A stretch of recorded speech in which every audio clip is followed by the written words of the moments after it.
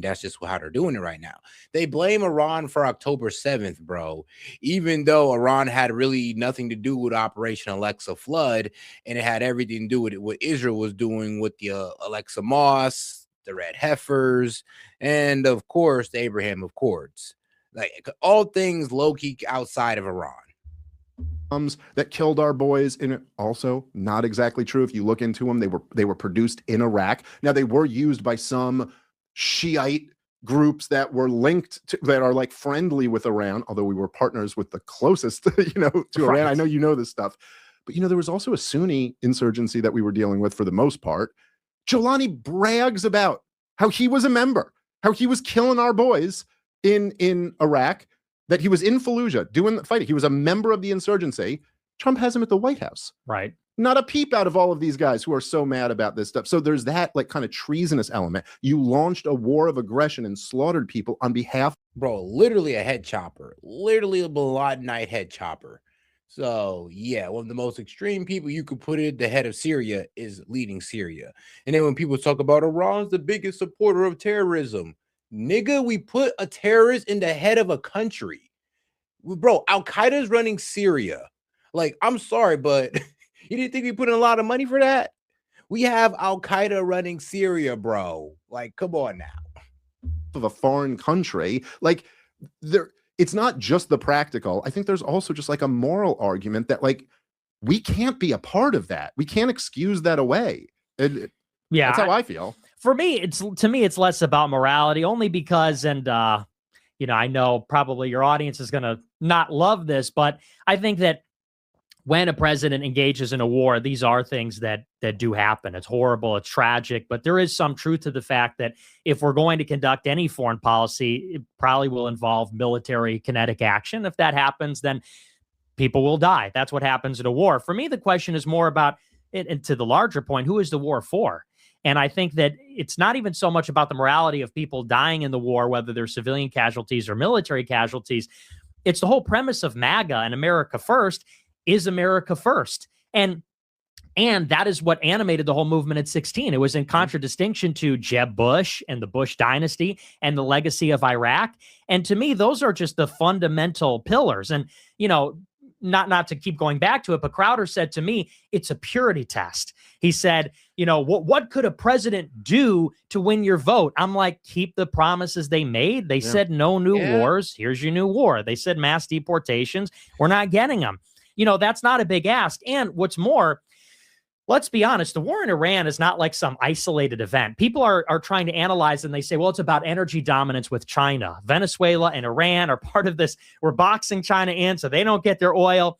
And, without even getting too much into that, it's complete context denial, which is that we've been conducting a foreign policy for 30 years where we systematically went into Iraq, Syria, Libya, Iran, all these countries to decimate them.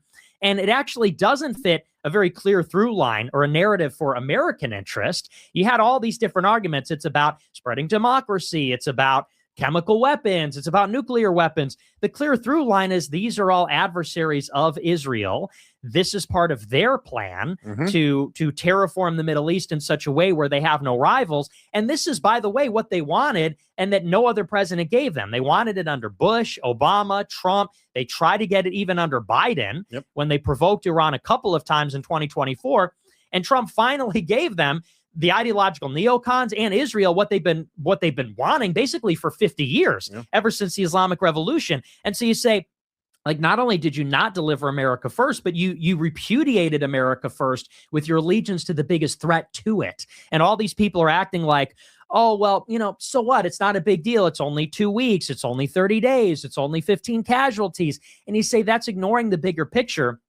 He changed sides, like he's with the enemy, giving them everything they ever wanted. Yeah, no, that's exactly right, dude. I mean, all of the never Trumpers.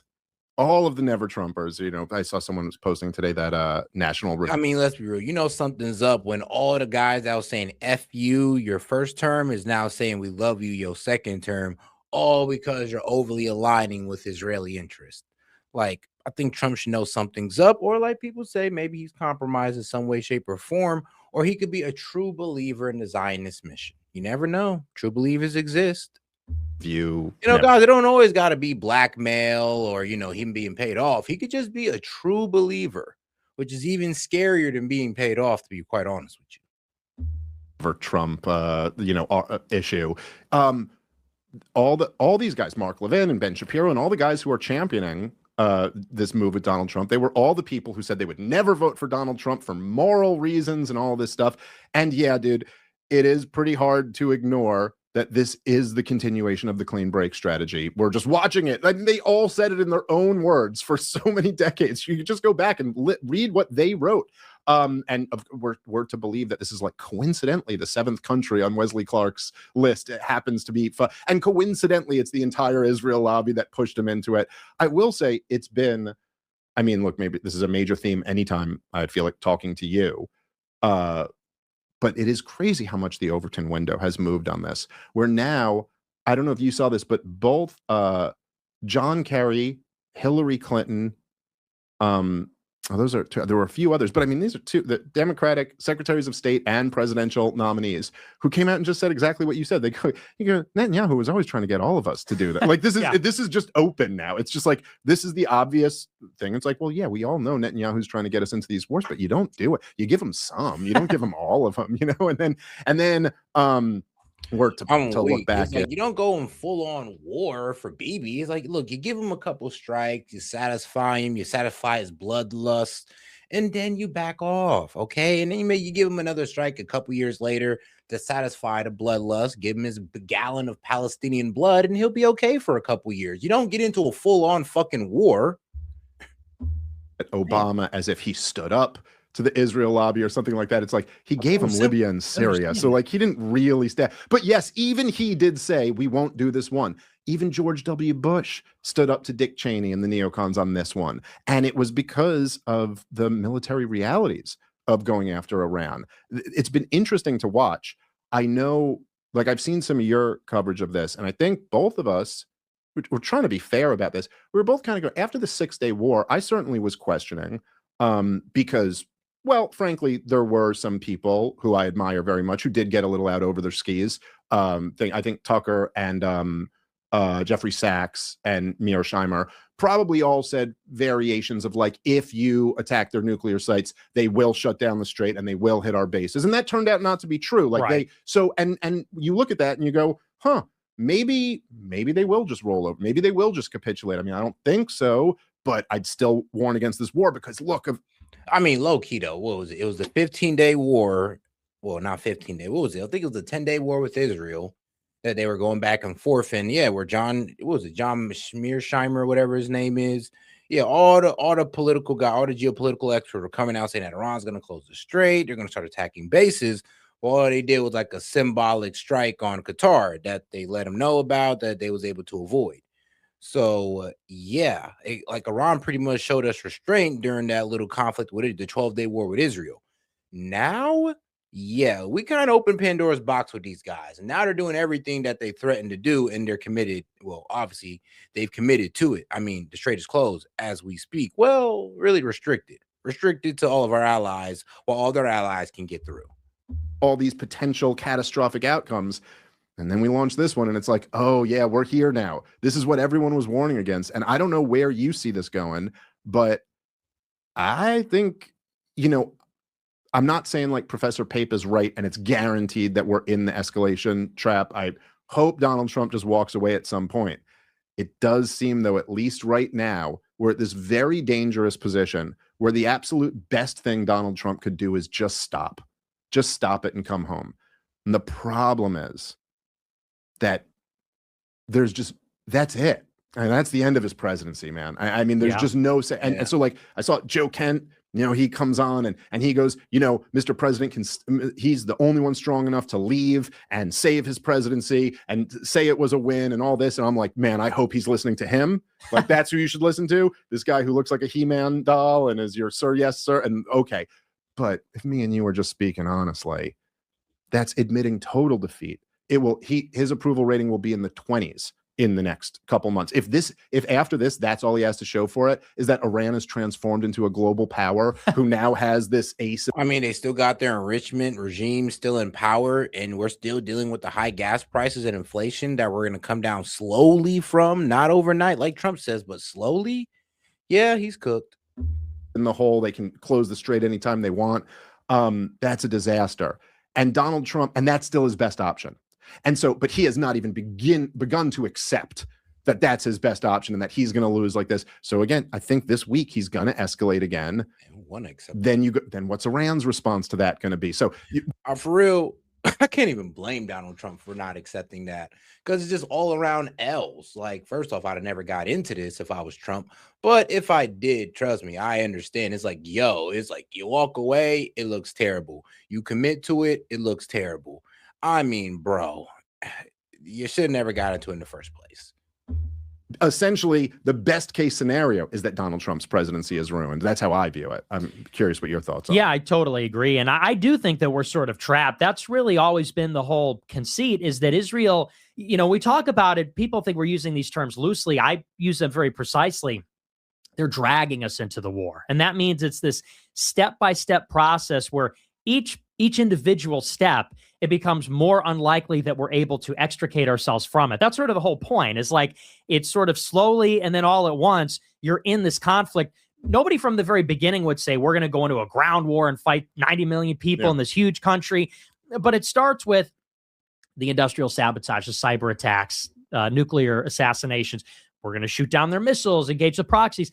And this is how it's gone step by step over 2 years until now. The 12-day war became this 60, 75-day war, whatever we're in. And I think that the way it's shaking out, if you want to get into the details, is there's two sticking points still. And that is the first one, which has been the one from the very beginning, which is enrichment. And the United States says you cannot have enrichment, not at a low level. There can never be a sunset clause. There needs to be a permanent moratorium and no enrichment at all. And why does Trump in particular have to insist upon this? Because he tore up the JCPOA. And what was the problem with the JCPOA? It sunsetted. It allowed them to enrich at low levels. And then after 10 years, it went away. So if Trump were to get anything less than zero enrichment, then he looks like an idiot. He looks like he got all he had to do was just wait it out, get them back in to sign again. And this time, I mean, look, if you didn't get out of it and committed those acts of aggressions, you actually could have probably got some U.S. inspectors on the ground. And Iran would have did it as a show of goodwill for it not, attacking them, for actually being in a deal of good faith. But since we didn't want to do that, here we are today. Worst deal or a deal just as good after we decimated them. So you go, it's been 10 years of maximum pressure, and we came crawling back to beg for the same deal back. It's a non-starter. So conversely, Iran says our right to enrich is as sacred as the sovereignty over our soil. They equate enrichment with sovereignty for obvious reasons, because it's their only deterrent against Israel and Washington engaging in this regime change, which is existential for the regime. So there's no wiggle room for either side. There's no coming down from those. And then the second one since the war is the Strait. And the United States cannot accept that Iran gains the Strait. Again, after we hit them with everything, now they have this strategic choke point. They have 5 times more oil under their control than before the war. And then Iran, likewise, they can't give up the Strait. Why would they? They can close it. We can't take it back. And that is their deterrent against a future conflict, because that is how they impose a cost, not only on us, but the whole world, if we were to try to. And the two issues are related, because if we don't get the centrifuges in this go around, Iran knows we're coming back for round 3 to mow the grass, trim the grass. We're going to come back in, bomb the stockpile, the centrifuges, whatever. How do they prevent another U.S.-Israel crack at it? We got to have the Strait under our control so that everybody knows we go back in. It's $7 gas. It's a global meltdown. The UAE, Bahrain. Pretty much, it got to make the consequences too great for us to attack Iran ever again. And I mean, if they was to get a nuke, then really nobody's going to be attacking Iran ever again. And that's the problem. That's why we don't want to get Iran to have a nuke. Not because they're going to start firing off at Israel or us, is because we're going to have to leave them alone, just like we did with North Korea. Saudi, they're Look, done. man, once the Kim Jong-un got that nuke, man, we were just like, all right, bro, you got it. We'll leave you alone. You got respect out here now. They're finished after that. So those two issues are going to be the impasse. I don't see budging on either of them. Yeah. That's just irreconcilable, intractable differences. And so I think you're totally right. At least in the short term, there's going to be a return to fighting. And then on a longer timeline, look, the thing that people never keep in mind, unlike the U.S. and North Korea or the U.S. and Venezuela or Cuba, they don't have a country like Israel sabotaging diplomacy and provoking through deception and lobbying for escalation. So even if you get someone like Trump that says, all right, we're just going to call it, I'm going to take the hit. Well, is there someone you forgot to ask? We need permission, actually, and they're always going to sabotage it. So I think you're right. I don't know that it's a certainty, but yeah, there's very few options where this works out for us. Yeah, I agree with all of that. And I think I agree. It's not a certainty. And kind of the thing that makes it not a certainty is that Donald Trump himself is such a wild card. And like you could see him just spinning it as how great it was, but I don't think anyone will believe him. But I think you're right about that. Particularly they're like the political incentives for Donald Trump are so bad. And then the survival incentives for Iran. And you could really watch from the 12-day war to this war how much that you flipped the incentive structure. And it's like in the sense that if someone comes to my house with a gun and they pull a gun on me and they go, they're like, give me, and I'm like, okay, hey, just calm down. What do you want? I'll give you my money, blah, blah. And then they go, no, I'm here for your kids. He goes, well, that just flipped the incentives, right? Yeah, like first time my incentive was, let me give you my money so that nobody gets hurt. But like, if you're here for my kids, then I have to make a move. And yeah, I might. Well, low key is like, damn. Like, bro, I'm going to give you the money. Sure. But my kids, yeah, you're kind of gonna have to kill me. This is a over my dead body type of situation we're in right now. Get shot in the process, but it doesn't matter. And it's like it's kind of been that, like in a way, we're there for their kids now. There's a parallel to us killing so many of their kids. But I agree with you. I think that there's a real question right now, and I worry about it because I've seen the hubris of leadership in DC is really it's unbelievable, and it's unbelievable how many of these people. Because they have so much power, convince themselves that they're such geniuses and can figure all of this out. But even the damage that this war has done so far, we don't really know. Like the Strait of Hormuz, I know you read the news just like I do. Since the blockade of the blockade, it's only slowed down the number of ships going through, like total number of ships. We've now been like 2 months of where 20% of the world's oil and a huge percent of the world's fertilizer have been completely shut down. We probably won't exactly find out how much that impacts the global economy for another month or two, but it already might be really bad. But then the fact that, like, as you mentioned, gas prices here are already up.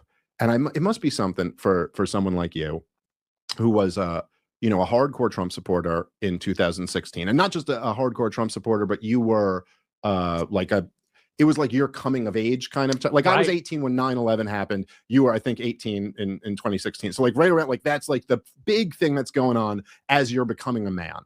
And to watch some of the quotes that he's had where they ask him about the pressure it's putting on the American economy, and Trump just straight up goes like, I wasn't thinking about that. I'm thinking about this war. I'm thinking they can't have nuclear weapons. I don't care about, and you're like, dude, man, if that wasn't an ad for the Democrats, I don't know. I mean, you guys could just run that and win the House easy on this. It's pretty wild to say. Yeah, seriously. And, in fairness, I think, it's a horrible, stinking quote. You do have to consider it, though, from his perspective that obviously it's a game of chicken. And it's a question of who's going to blink first. And Iran is betting on the fact that they have more leverage over us, more pressure, because it's a midterm election year. Gas prices, inflation is going to hurt Republicans.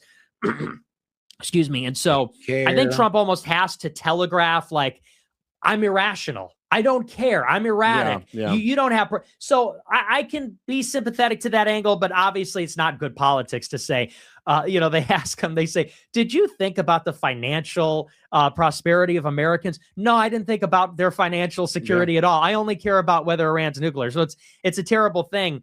But, with that being said, as far as the damage is concerned, people don't realize it's over. after this. I really believe that I saw on the news today, they said it could be in the New York Times in the hundreds of billions of dollars, maybe even the trillions of dollars. And the reason being, especially in America, I talked about this on my show. The only thing that is driving economic growth right now is the AI boom. Which is like low-key built on lies. Like there's really no profitability. The infrastructure is way too expensive to keep AI running. I mean, bro, Open AI was supposed to be a nonprofit. Will let you know that AI isn't really all that profitable. It is the purchasing of chips. It is the construction of these data centers. That is most of it. Like we're not even doing so much commercial real estate, the conventional stuff. It's all the data centers. And since this war started, I think the number was 50% of all planned and in progress data centers have been paused. And that is all the real estate boom in the country. That's all the construction. That's all the development. And the reason being is because all the AI runs. Yeah. And if that bubble pops, then all these data centers are just going to be, well, cooked. And I mean, real, it's just going to be a whole lot of half-built data centers that was complete waste of billions of dollars.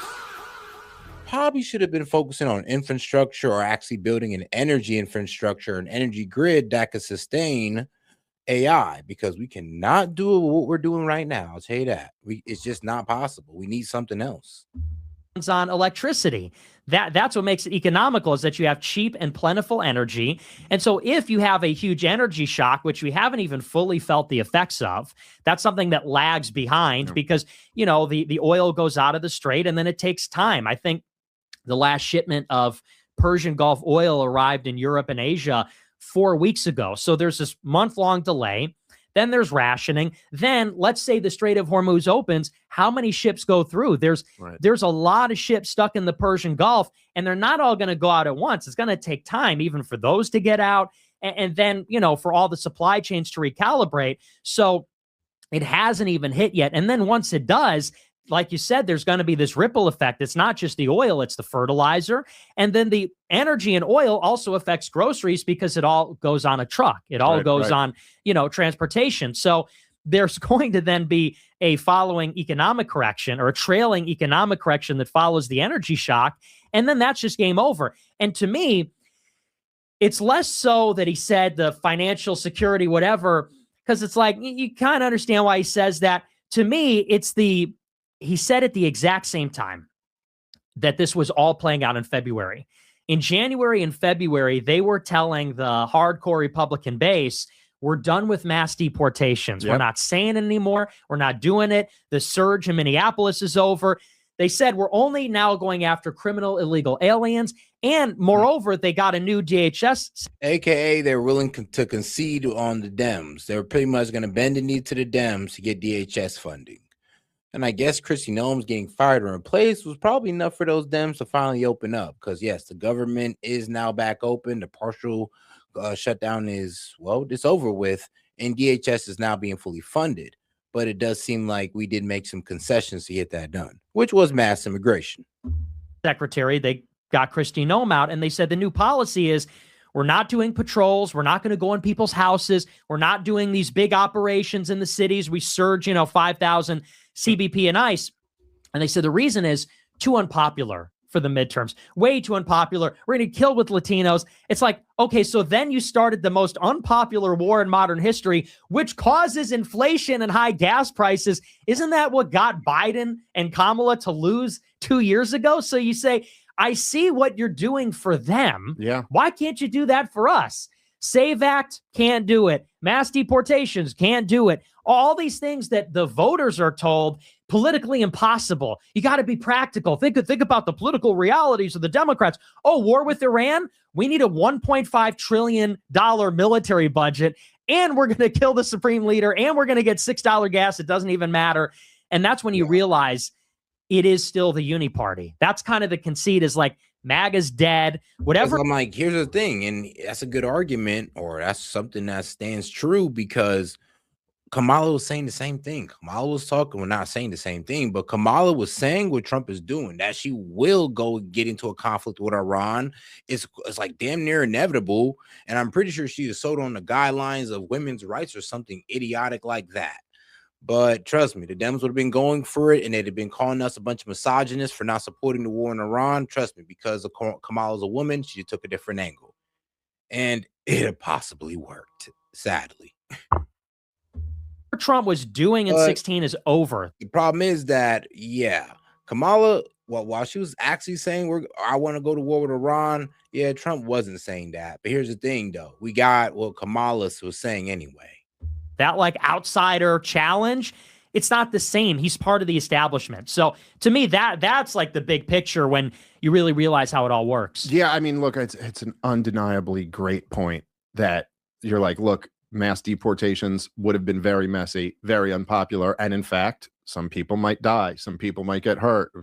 It's like, yeah, all of that is true about the war in Iran times 10, and it wasn't even your promise. Right. It was you promised the opposite. Yeah. So how about keep a promise that's unpopular instead of, and personally, I actually think there's a way that like deportations could have been done that would have remained popular. Because in fact, when Donald Trump came in 2024, for the first time in my life, super majorities of the American. I mean, look, all you have to do is just spin it on the Dems on not providing local support. That's all you had to do, because that was the facts. That the Dems are not providing local support or any type of protest or any type of like protest line to keep the protesters back. They was letting them do whatever, letting them obstruct ICE. So if he'd have just kept on that point, I mean, he'd have been good. But no, he wanted to concede instead. People supported mass deportations. Now, I remember talking about this on the show a lot, and I was like, look, that is true, but it's also a number on a poll, and if they get messy, that number will go down, and so you got to kind of like, you got to factor all of that into it. But, I mean, I guess that's part of the reason why I'm so upset about this, too. And why it gets frustrating when people are arguing, but you can't support the Democrats because they're so awful. And you're like, yeah, I know. That's the whole right. point, man. The whole point is that you had this. Yeah, we know. So why the hell are you doing this whole war with Iran? And why, MAGA, are you guys supporting it when this could pretty much put the Dems in power? Like, if you're oh so fearful of the Dems being in power, why the hell are you supporting this? Opportunity in 2024, like a huge opportunity in 2016, but then in 2024, in some ways, a much bigger opportunity because, well, frankly, of Joe Biden. And the Joe Biden years really pushed the country to the right on social issues, on immigration issues. I mean, people kind of forget this. I think we talked about this last time you were here, but like in my entire life, I'm 43. The only time the culture's ever moved to the right was under Joe Biden. Yeah. It has never happened, including under Trump's. Under Trump's first term, the culture moved far to the left from where it had been. We became the Pussy Hat March and, safe space country and all this shit. And it wasn't until Joe Biden that actually, as a reaction against him. But so then Donald Trump comes in, wins all the swing states, wins the popular vote for the first time. The Democrats have like a 22% approval rating. They're just defeated. This was a time when you could have done some. I'll be real with you. Censorship was outrageous under Dems. Like, what was it on Facebook? You couldn't even call a girl fat on Facebook without catching a strike. That was like absolutely insane. Awesome shit for the country and really ridden that wave. And look, as you said, that again. This is not. It's like the things Donald Trump has out loud said things that should only be said on your show. You know what I'm saying? Like Donald Trump goes, the Adelsons give me hundreds of millions of dollars and they love Israel more than they love America. And they come in every day and want me to do things for Israel. And I always do it. Like, I thought that's supposed to be an anti-Semitic conspiracy theory here. Dude, like where, and to your point, it's honestly like just demonstrably true that it was even funnier too, because when she said, she'd always come in and she'd ask me, well, what can you do for Israel? What can you do for Israel? And then Trump said, well, like, who do you care for more, United States or Israel? She said Israel. I was like, yeah, I ain't gonna lie, Trump, when she gave you that answer, that's when you should have stopped working with that lady. I'm gonna be real with you. Anybody who gave me an answer like, oh yeah, I'm for this country over United States, I'd have been, oh yeah, I can't mess with you. I'm sorry, just can't do it. Level, they're very good. Like the lobby is very good at getting, because if you remember, you made the point about no nuclear enrichment at all. But Donald Trump, in the negotiations before the 12-day war, when he attacked him in the middle of or Israel attacked him in the middle of negotiations, who knows exactly what happened there. He had made a couple comments about how like, no, I'm not demanding no enrichment whatsoever. And then all of the like Mark Levin, they're very good at this. They get on him and they go, well, Mr. President, if you're really tough and you are so tough, then you'll demand no enrichment. And that's, you could see where Trump's like susceptible to that and go, yeah, that is more badass, you know, that is, but that's the poison pill, man. It's like that little one thing just got 2 wars out of it. Because even though it seems like a subtle distinction, it's like, no, that's the biggest distinction in the world, because you're telling them they can't have a legal civilian nuclear program. And then, of course, as you mentioned, that's their deterrent that they're relying on. So yeah, I completely agree with you with that. Like I said, it was pretty much like we've been telling these guys, like, oh yeah, F your sovereignty. And they're like, yo, I guess we got to stand up for our sovereignty because they are part of the non-proliferation treaty. They do have a right to enrich. Shit, they got a right to have missiles, but we're pretty much telling them that they can't even have that. So yeah, you do got to understand they are literally fighting for their sovereignty because we want to take that away from them. Guys, let's take a moment to thank our sponsor for today's show, and this sponsor having to give up the OT life program. Madman. I guess the problem is not so much just that he said it. The problem is that he actually did it. Like the problem is that he actually did sacrifice the economic well-being of Americans for Israel. And not, look, I mean, as you know, the WMD thing is as much bullshit with Iran as it was with Iraq. This was never over their nuclear threat, and they wanted to overthrow them before they were even before they even had a nuclear program. This is always just the thing that they know will sell with the American people. Well, actually, no, that's not true. What was it? In the 1950s, when we gave their nuclear reactor, for the Atoms for Peace? Yeah, we were actually cool with their government back then, or else we wouldn't have gave them that nuclear reactor that we're bitching about right now. It was kind of as we were trying to overthrow these guys since the 1979, since the radical regime came into power. That's why we popped off the Iran-Iraq war, to overthrow that regime in support of Saddam and gassing these guys with chemical weapons. So yeah, I mean, in that sense, yes, we have been effing with them since 1979. Done focus group testing on this. I think it was Frank Luntz. It was like back in the 90s when they were focus group testing on Scott Horton taught me about this. A great note on this. But so they were doing these focus groups about the war in Iraq, and they were like, hey, how do you feel about us fighting this war to liberate the people of Kuwait? And Americans are like, what? And then they go, what about a nuclear threat? And everyone's like, all right, well, that is something we'd have to go take care of. This is why we all know what this is about, and it's not even about Iran. I mean, like the same thing. Say, well, the freedom of the Iranian people. Yeah, let them do that themselves. Yeah, if they can do that themselves, that'd be great. I don't care, honestly. If they want to have their women in burqas, then it is what it is. When those women in burqas want to rise up instead of holding the AK-47 themselves, then okay, when they take off their burqas and rising up the AK-47s instead of wearing the burqas with the AK-47s, then okay, great. God bless them. But guess what? It ain't happening, and I don't think we should force it. Honestly, it never really works out for us. It haven't worked out for us in the past, so we shouldn't be trying to do it now. That's what I would say. But then, they say, well, but Iran's going towards a nuke. And then I'm just like, well, we don't want them to have a nuke. So I guess we do got to take some action towards them to not make sure they don't have a nuke. Hopefully it's a diplomatic action. But a lot of people want military action. Lebanon. And it's about Iran supporting Hezbollah, and Israel wants to take southern Lebanon. Very coincidentally, they've been taking southern Lebanon during this war, And it's like, look, however you feel about that. Hey, shout out to my man, Mr. Tyler Lang, for sending a gold coin for 10 jewels. Appreciate the support, my man. Which I'm against it. But however you feel about that, like you said, it is it's treasonous in spirit to say, in order to help them achieve this goal, we're going to sacrifice our people. And what could be more the antithesis of the fundamental Trump promise, which was that, no, we don't want to do that. We don't want to sacrifice America on behalf of the world or some global ambition, because that doesn't really matter to us. Right. Well, and, I think the original appeal of Trump is this idea that, and look, like, we're not heartless people. It's just that we just don't care enough to get involved in your guys' politics to try to create regime change. So what? You guys can have a more secular government? Do it yourself. And those for all you Iranians that want to say, oh, say you don't understand their pain and suffering, bro, this is a free country. Go buy a gun and go over there and fight them yourself. See if you can liberate the Iranian people yourself, because the sad reality, you're going to touch them on the ground and figure out they're going to be fighting you too. He was going to do the things that were unpopular, but that were necessary for the country. And he would always say that. Even 40 years ago, there was a famous interview, I think it was in the 70s, where he said, I don't know that I would ever run for president because, the things that you need to do would be unpopular and you can't always be the popular guy and so on and so forth. And it's like, getting back to the generational coalition in 2024 that won this election.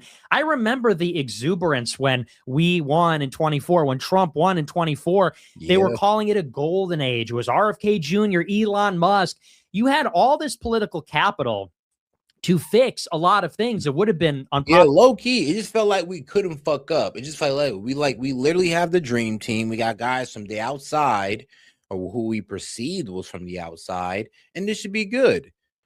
And it pretty much went worse than his first administration, except with less backstabbing. Popular to do, like Doge, cutting the deficit and cutting the debt, mass deportations, building the wall, all those things they promised to do. Hey, shout out to my man Kingen for sending that gold cord for 10 jewels. Appreciate the support, my man. And they squandered that political capital, the $7 gas, the inflation, unpopular, on the war. And you think about, what if in an alternate timeline, they took the $200 billion from the big, beautiful bill for DHS, and they actually did mass deportations and followed through. Trump's approval rating would go down. People would die. It would get ugly. But the right wing would rally behind him. They would say, because we're fighting for America.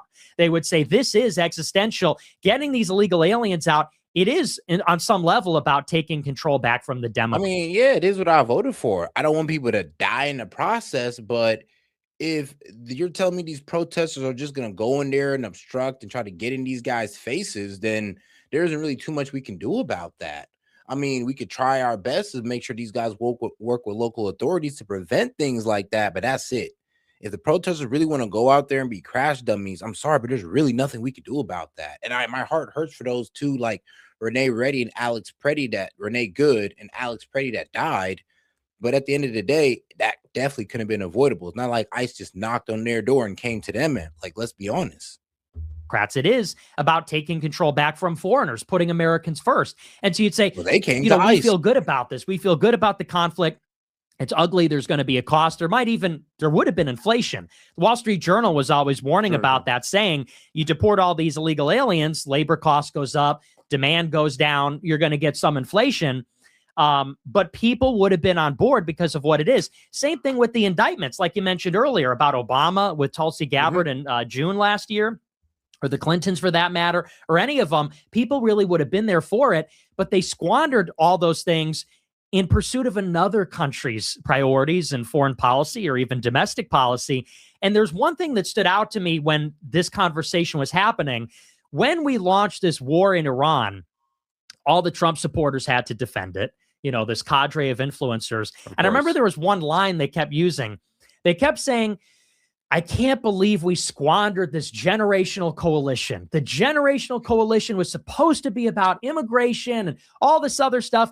And you almost want to grab these people by the head, by their ears, and shake them and say, they don't care about those issues. Yeah. They're not squandering it. They're spending it. This is what it was for. And in the mind of and I know you're a libertarian, so I think, we can kind of see it for what it is. There are a lot of these heritage Americans, white nationalists, immigration restrictionists, and in their mind, they're on the team. The Twitter posters are in the White House, and Trump is looking out for them so they don't encounter diversity that makes them uncomfortable in their neighborhood. And so this whole thing was about, getting those illegals out and making America a Norman Rockwell painting.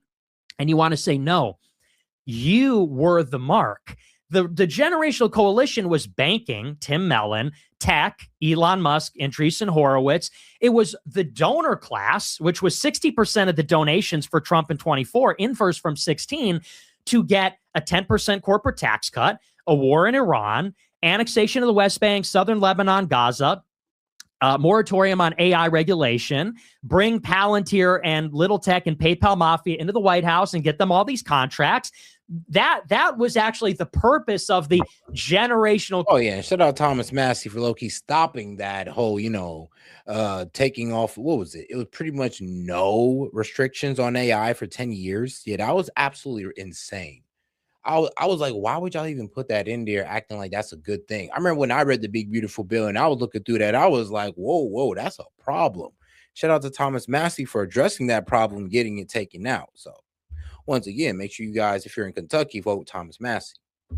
Coalition, and then, you're sour grapes and going home. They don't care. They got what they wanted from you. You voted it into office. Now they confer all the privileges on the donors. This idea that it was, hey, get your pitchforks and torches, we're taking the country back. That was a scam to get you to vote for this interest-based agenda. So that's the part where, to me, it's like, you just don't understand what politics is. Yeah. No, I think listen, as a libertarian, that's exactly right. It's just that you don't understand the nature of this game, and you've got this conception of you're on a team or this, and none of this is real. And look, look, man, I mean, I keep it a buck with you, man. The only team I'm on is the team of the American people. Like, that's all I ever try to speak in the benefit of is the American people. So it's not really the only team I'm on is the American people. If Trump goes against the American people or have policies that hurt the majority of American people, then I'm going to have to be against Trump.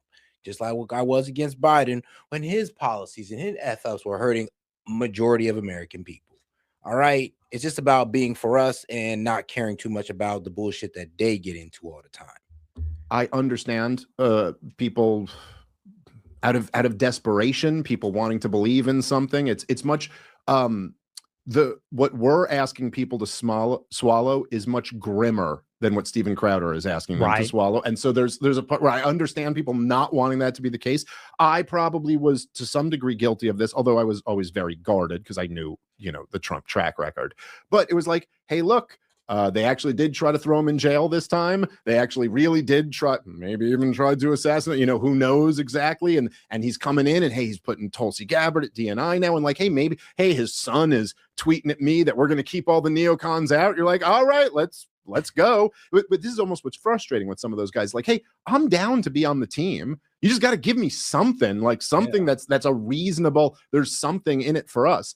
But man, when you think back, as you're saying this, it reminds me, which I think a lot of people forget this, but one of the huge appeals of Donald Trump, I mean, really, this was up there with one of the things that he said that people loved in 2016, was that he basically made the argument that because he's rich, he's uniquely in this position where I don't need any of these donor monies. Now, this was one of the first broken promises of Trump's, and everyone just kind of let it go because, again, I think people were kind of desperate. They had never had anything like Donald Trump before, and it's very easy to start making excuses to yourself. Yeah, whatever. He'll take some money, but he's still fucking trying. He's still pissing off CNN. He's I know he lies all the time, but like whatever. He lies about little stuff, whatever the kind of coping mechanisms are. But he used to openly say, like, Marco Rubio, he used to say Sheldon Adelson wants to make Marco Rubio his puppet. I don't need his money. I won't be that guy. And it is kind of amazing to go, he just went from being that to just being like, that's the whole thing. Like, essentially the whole operation is like an Adelson op, and he openly admits it. And do you remember in 2016, when he said the thing, and I don't even know how like red-pilled you were yet at this point, but he had said, there was one point where Donald Trump had said, just like off the top of his head, as he typically would do in an interview, where they asked him where he stood on Israel-Palestine. And you remember back in 2016, this was one of the most fun parts about Trump's run in 2016, is that a lot of times they would ask Donald Trump a question and he would kind of go like, and you could tell that in that moment he was figuring out what his policy was on this issue. Like, it was like remember when Chris Matthews goes like, so you're pro-life, and he's like, I'd have to say I'm the most pro-life there is. And he goes, so should a woman go to jail for murder if she aborted? So and he goes, I'd say yeah. And like, that's not even the position of pro-lifers in America. Right. You know what I mean? Which is like an interesting thing we could get into, but like, that's actually not most pro-lifers, but that's a very, very fringe view, even amongst pro-life. But he doesn't know. He's just, so they ask him about Israel. That's why they loved it though, because he thought he was that fringe group that could even get the moderates what they want. And trust me, the moderates will go, like, the moderates honestly want what the fringe want, but they're willing to meet in the middle. Like me, I'm a moderate on abortion. Like, let's be real. I'm not okay with it. I would love for there to be no abortion, but I'm reasonable. If I was to sit down with the Democratic Party, I'm like, all right, guys. All right, so like 2 months, like what, 4, 8 weeks. That should be about enough time for a girl to figure her ish out. If not, good luck. I think that's fair, right? Right. So yeah, you can meet me in the middle. Some people are just like, no, we shouldn't do it whatsoever at all. Sin against God, yada yada yada. And those are some really good arguments. I'm not gonna lie, especially if you're religious. But to be fair, it'd be best to meet these guys in the middle. Palestine. And in his typical Trump way, he's just going on instinct and saying what he thinks. So he just goes, I'd say we should be neutral. We should be neutral and we should stay out of it. We should be friends with that. But saying you should be neutral to the Israel lobby is like saying we should eat Jewish babies. Like there's literally no, you saying we should be Adolf Hitler if you say we should be neutral in the Israel Palestine. And then he got a lot of heat for it. And then you remember he went to AIPAC. Yep. And he gave this speech. This is when I started taking him very seriously politically, because I was like, it's one thing to be able to move a lot of people in Alabama, or it's one thing to be able to talk to red state America, working class people. It is a different thing to be able to get a standing ovation from the Israel lobby. You know, that's like, that means a lot in Washington, D.C. And so he goes there, and how does he win them over? Well, he's Donald Trump. So first he goes, Obama makes very stupid deals. I believe in smart deals. And the worst deal ever made was the JCPOA, the Iran deal. I don't even know if he knew JCPOA, but he said the Iran deal, and they're standing ovation for that. So anyway, just reminding people that originally, at least openly, Donald Trump's instinct was to be neutral and not be involved. That got the Israel lobby to attack him, and to get them off his back, he promised them he would tear up the JCPOA, right? Which is kind of crazy and here we find ourselves all these years later in the war that was prevented by that agreement. Well, you're right. And those are two things that I bring up on my show that people forget, because people say like, oh, well, Trump has always been pro-Israel. That's always kind of been part of the deal. And it's like, no, it really wasn't. I mean, in 2015, early 2016, you're right. I remember that interview well. And he said, we're going to be. That was Andrew Wilson's argument. Well, everybody know Trump was a Zionist. You know, you get ripped up the JCPOA. I mean, yeah, but that doesn't automatically mean he's a Zionist. He could have just did that to get these guys off his back, but he didn't just go out into full-on conflict with Iran. So, nah, that doesn't necessarily say that, but I could see the argument for it. Neutral, we're going to treat both sides fairly. And he went, I don't know if it was AIPAC or RJC, but he, like you said, he said that thing about Rubio, I think in December 15, where he said, oh, well, he's going to take your money. He's your puppet. I'm not going to take your money. And I even said this in 24,